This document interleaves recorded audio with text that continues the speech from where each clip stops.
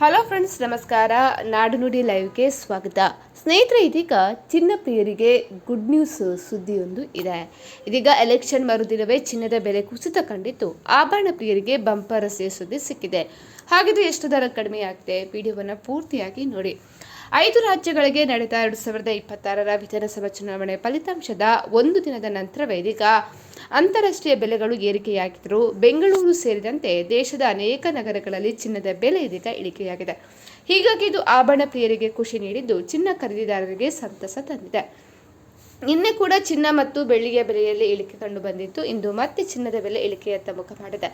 ಆಭರಣ ಖರೀದಿದಾರರಿಗೆ ಇದೀಗ ಶುಭ ದಿನವಾಗಿದೆ. ಬೆಂಗಳೂರಿನಲ್ಲಿ ಇದೀಗ ಚಿನ್ನದ ಬೆಲೆ ಇಳಿಕೆಯಾಗಿದ್ದು ಕಚ್ಚಾ ತೈಲ ಬೆಲೆಗಳು ಏರ್ತಾ ಇರುವುದು ಮತ್ತು ಡಾಲರ್ ಬಲಗೊಳ್ತಾ ಇರುವುದು ದೇಶೀಯ ದರಗಳ ಮೇಲೆ ಪರಿಣಾಮ ಬೀರ್ತಾ ಇರೋದ್ರಿಂದ ಈ ಕುಸಿತ ಕಂಡು ಬಂದಿದೆ.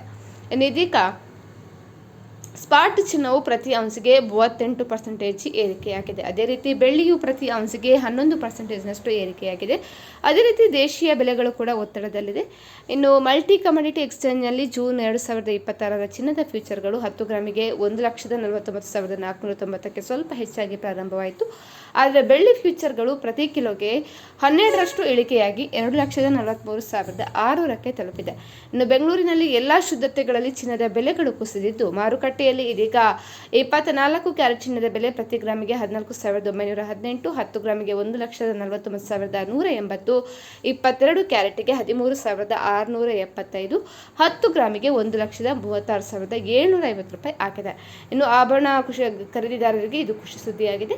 ಇನ್ನು 18 ಕ್ಯಾರೆಟ್ ಚಿನ್ನದ ಬೆಲೆ ಪ್ರತಿ ಗ್ರಾಮಿಗೆ 11,189, 10 ಗ್ರಾಮಿಗೆ 1,11,890 ರೂಪಾಯಿ ಕೂಡ ಆಗಿದೆ.